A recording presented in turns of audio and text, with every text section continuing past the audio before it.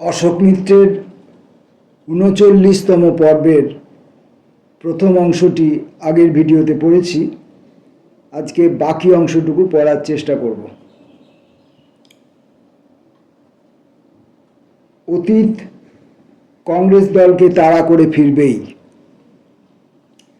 ৯১ সালের সিদ্ধান্তগুলিতে ওই মুহূর্তে দেশের সম্পন্ন ঘরের মানুষেরা দারুণ খুশি, পুঁজিপতিরা খুব খুশি, জমিদার জোদ্দাররাও আনন্দে মশগুল।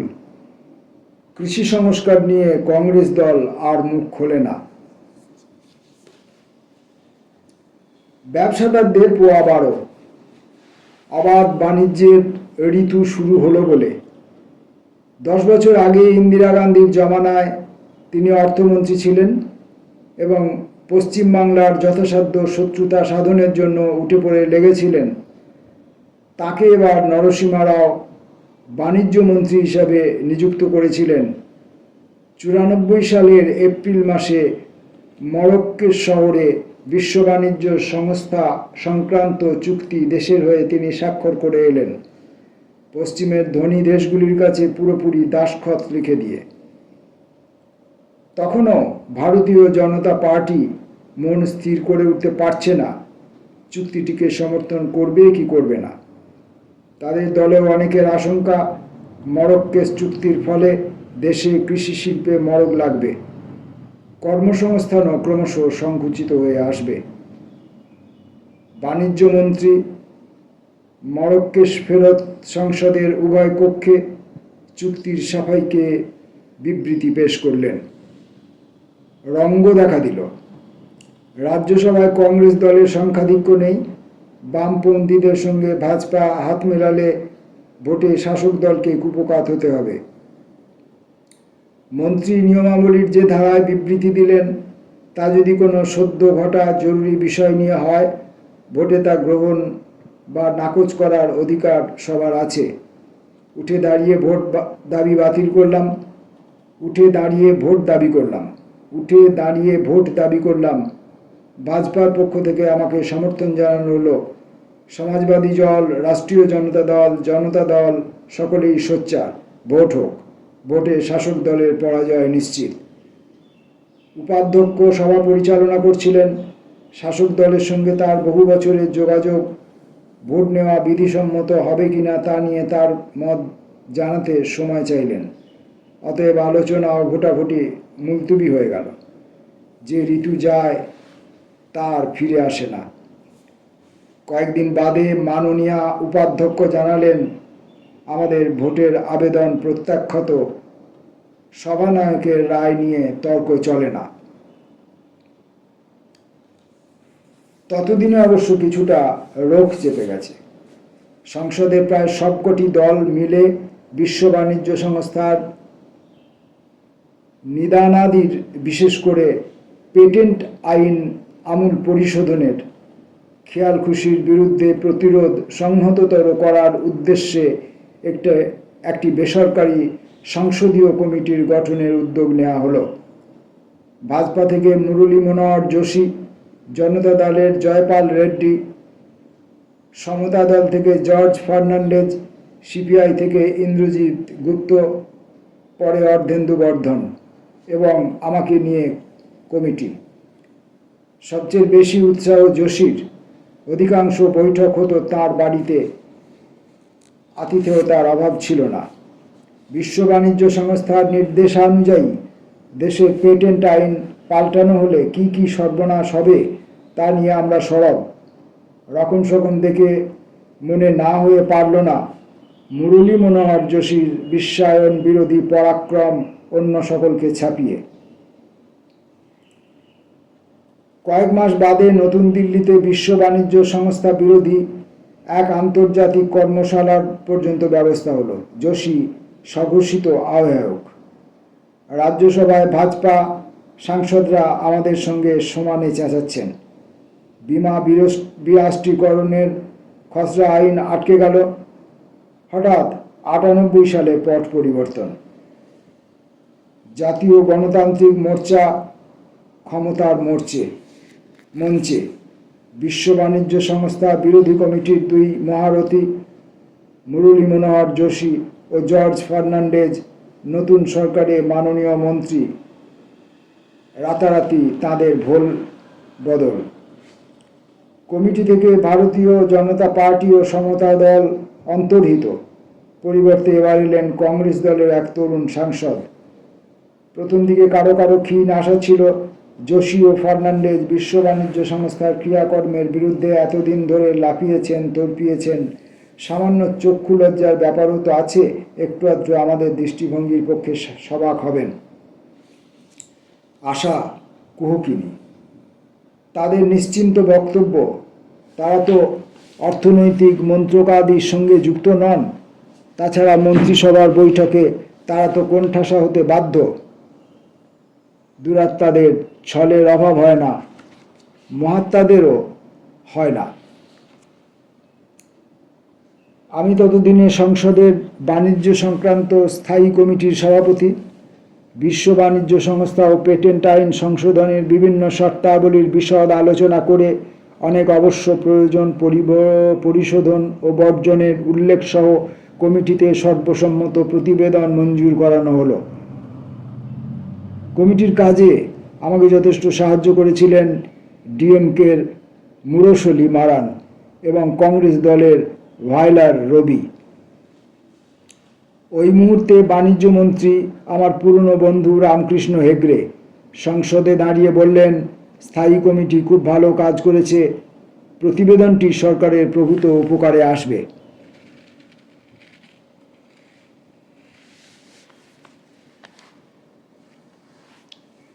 সমস্তই মামুলি বচন। কয়েক সপ্তাহ বাদে মুরলী মারান নিজেই সংশ্লিষ্ট দপ্তরের মন্ত্রী বনে গেলেন।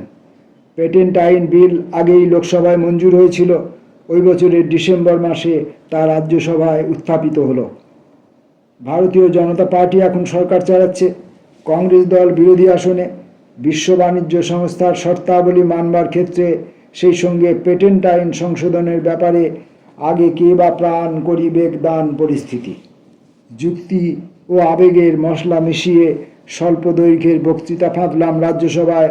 দলমত নির্বিশেষে হাততালির বন্যা বইল, কিন্তু ভোটের সময় কংগ্রেস, ভাজপা ও তার সঙ্গে মিতালি করে সরকারে ঢোকা অন্য দলগুলি এক কাট্টা পেটেন্ট আইন সংশোধনী প্রস্তাব রাজ্যসভাতেও মঞ্জুর হয়ে গেল। সংসদের শীতকালীন অধিবেশনের অবসান। পরদিন সন্ধ্যাবেলা কলকাতাগামী বিমান ধরার জন্য পালামে অপেক্ষাগারে সস্ত্রীক বসে আছি। কর্ণাটক থেকে রাজ্যসভায় নির্বাচিত সদস্য, কংগ্রেস দলের অন্যতম সর্বভারতীয় সাধারণ সম্পাদক আমাকে দেখে আসন ছেড়ে উঠে এসে দুহাত ঝাঁকিয়ে বললেন, ইট ওয়াজ এ গ্রেট স্পিচ, দারুণ বক্তৃতা। কিন্তু তিনি ভোটটা উল্টো দিকেই দিয়েছিলেন। এরকমই হয়। সংসদে 6 বছর থাকাকালীন চোখের সামনে বহু ব্যক্তির লজ্জার শেষ জবনিকা খসে পড়তে দেখেছি। দুর্নীতি নিয়ে আর কেউই ভাবিত নন। সরকারে যিনি গেলেন, তার আশেপাশের মানুষজন চুরিদারি করবেন, সরকারি প্রভাব প্রতিপত্তি খাটিয়ে নিজেদের আখের গোছাবেন, তা প্রায় সাধারণ নিয়মে এখন দাঁড়িয়ে গেছে। দাভোল বিদ্যুৎ কারখানা নিয়ে এনরন সংস্থার সঙ্গে কলঙ্কজনক চুক্তি 94 সালে সই করা হয়েছিল, যে বিবরণ এখন পৃথিবীশুদ্ধ সবারই জানা। তা নিয়ে বামপন্থীরা চুক্তি স্বাক্ষরের অব্যবহিত পরেই সংসদে প্রতিবাদ মুখর হয়েছিলাম।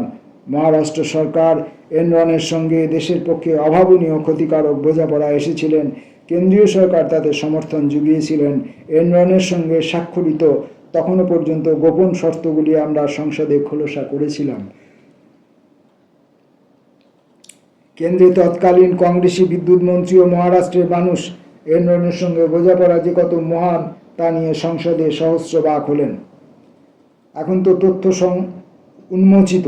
দাভোল বিদ্যুৎ প্রকল্পের মাহাত্ম্য সম্বন্ধে সম্যক জ্ঞান বৃদ্ধির জন্য এনরন সংস্থার তরফ থেকে ঢালাও অর্থ বিলানোর ব্যবস্থা হয়েছিল, যার প্রসাদ থেকে মন্ত্রী শান্তি কেউই বাদ পড়েননি। 96 সালে ভাজপার 13 দিন আয়ুজে কেন্দ্রীয় মন্ত্রিসভা, ওই ডামাডোল অবস্থার মধ্যেও দাভোল প্রকল্পের প্রতি তাঁরা পূর্ণ সমর্থন জ্ঞাপন করার সময় পেলেন। অনুমান করা অন্যায় নয়, যে এনরানের শিক্ষাদানের প্রসাদ ইতিমধ্যে ভাজপাকেও পরিতৃপ্ত করেছিল।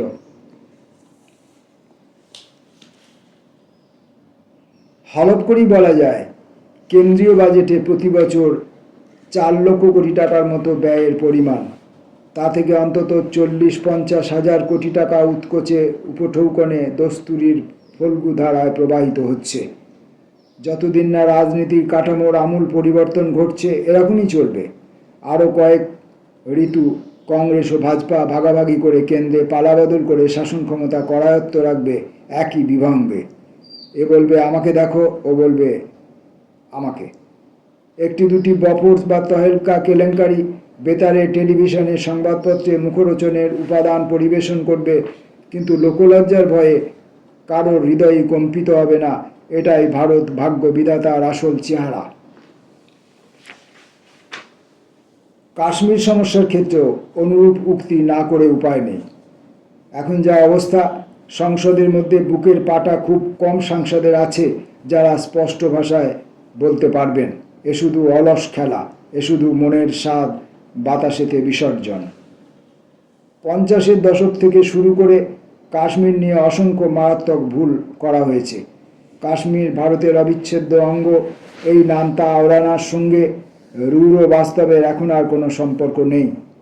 ফৌজের বর্মে ঘিরে অত্যাচার নিপীড়ন চালিয়ে জম্মু কাশ্মীরের 2/3 অঞ্চল আমরা দখল করে রেখেছি, কিন্তু ওখানকার মানুষের মন জয় করতে পারিনি। রাজত্ব কায়েম রাখতে অর্ধ শতাব্দী ধরে যে পরিমাণ অর্থ জাতীয় তহবিল থেকে ব্যয় করা হয়েছে, যদি বিভিন্ন উন্নয়ন প্রকল্পে তা ব্যয়িত হতো, গোটা ভারতবর্ষের আর্থিক উন্নয়নের হার মোটা হিসেবে বলছি প্রতি বছর অন্তত শতকরা 3-4 ভাগ বাড়ানো যেত। আমরা মুখ গুজে আছি বলে পৃথিবীর মানুষ সোজাসাপটা অভিমতে উত্তীর্ণ হওয়া থেকে তো বিরত থাকবে না। একটু শান্ত চিত্তে সব দিক বিবেচনা করে যদি এগোনো যেত, যদি এখনও এগোনো যায়, কাশ্মীরের যেসব ভারত বিরোধী সংগঠন তাদের মধ্যে কারো কারোকে তাহলে কাছে টানা হয়তো সম্ভব হতো, হয়তো এখনও তা সম্ভব। তবে সর্বাগ্রে প্রয়োজন আমাদের একগুঁয়েমি বিসর্জন দেয়া। সে ধরনের সাহসিকতা হায় এখন শূন্যতে গিয়ে ঠেকেছে। যতটুকু সাহস দৃষ্টান্তিত হচ্ছে তা কিছু স্বাধীনচেতা উদারমনা ব্যক্তিবর্গের পক্ষ থেকে। আর সর্বশেষ যে পরিস্থিতি, হিন্দুত্বওয়ালারা কাশ্মীর প্রসঙ্গ বিশ্লেষণের সর্বপ্রকার যুক্তির বাইরে। মাঝে মাঝে কানাঘুষোয় শোনা যায় সংসদীয় ক্ষেত্রে মান অবনমনের জন্য প্রধানত দায়ী বিশ্বনাথ প্রতাপ সিংহ। তিনি যদি মণ্ডল কমিশনের প্রতিবেদন কার্যকর করার জন্য অতটা উঠে পড়ে না লাগতেন, তাহলে দেশের এত দ্রুত সর্বনাশ ঘটত না। তার অনুন্নত বর্গ প্রেমের জন্যই নাকি 90 সালে জনতা সরকারের দ্রুত পতন ঘটল। কেন যে তিনি অবিমৃষ্যকারিতার শিকার হলেন? অভিযোগকারীরা আরও বলবেন, এখন অনুন্নত শ্রেণী বর্গাদি থেকে উদ্ভূত যে কেউই সর্বত্র দাপিয়ে বেড়াতে পারছেন, স্বচ্ছন্দে ঢুকে যেতে পারছেন সংসদে স্রেফ ভোটের জোরে। তার অন্যান্য গুণাবলী থাকুক বা না থাকুক, নিরক্ষররা যেমন পারছেন, ফেরেববাজরাও তেমনই। সবিনয়ে বলবো, ধারণা বা প্রমাণহীন অভিমতের উপর অতিরিক্ত নির্ভরশীল হয়ে লাভ নেই।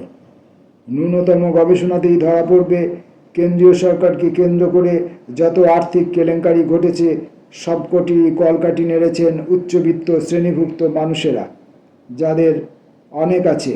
ছলচাতুরি করে ধনৈশ্বর্য বাড়াবার তাগিদ তাদের মধ্যেই সর্বাধিক। অন্য পক্ষে যদি মেনেও নেওয়া যায়, নিম্নবর্গ বা বর্গের যারা সাংসদ সদস্য হচ্ছেন গত 10-12 বছর ধরে, তারা কথাবার্তায় তেমন সড়গড় নন, সেই সঙ্গে কিন্তু মানতে হবে ছলচাতুরিতেও তারা দড় নন। তারা অনেকেই নিজেদের বক্তব্য অন্তত মাতৃভাষায় চমৎকার প্রকাশ করতে পারেন। যে ভাষায় তারা বলছেন তা আমার কাছে অবদ্ধ বলেই কেন তাদের ভাষণকে সম্মান জানানো থেকে বিরত থাকব? 99 সালের অগস্টে আমার মেয়াদ ফুরোবার কথা। তবে বছরের গোড়াতেই মনস্থির করেছিলাম পার্টি থেকে অনুরুদ্ধ হলেও আর রাজ্যসভায় ফিরব না। কাজের কাজ কিছু হচ্ছে না, অযথা সময় ক্ষেপণ। সংসদের বাইরেও তেমন দলের কাজ কাজে আসতে পারছিলাম না। একটু সংকোচের সঙ্গে অন্য একটি কথাও কবুল করি, পার্টির আনুকূল্যে এমন একজন দুজন হঠাৎ রাজ্যসভায় সদস্য হয়ে আসতে লাগলেন যাদের কদাচকেও বামপন্থী বলে অপবাদ দেবেন না।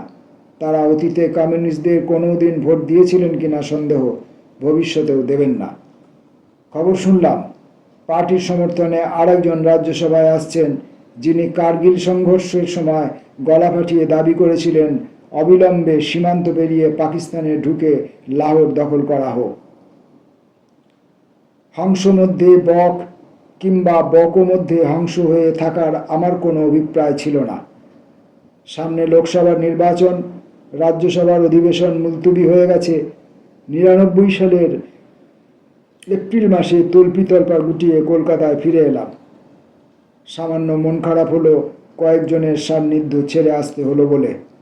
রাজনীতিবৃত্তের মানুষ প্রকাশ ও বিন্দাকারাত, কিন্তু এই দম্পতির বুদ্ধির ঔজ্জ্বল্য, সৌজন্য ও অন্যান্য বহু মানবিক মূল্যবোধ ভুলে থাকা অসম্ভব।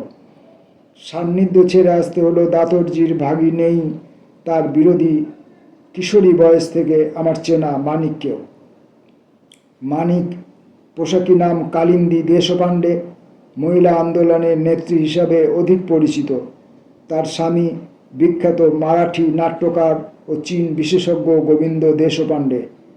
তাদের কন্যা অশ্বিনী ও পুত্র সম্বুদ্ধের মধ্যেও প্রতিভার দীপ্ত বিকিরণ। আপিলা চাপিলার 39তম পর্বের পড়াশোনা আমরা শেষ করলাম। নমস্কার।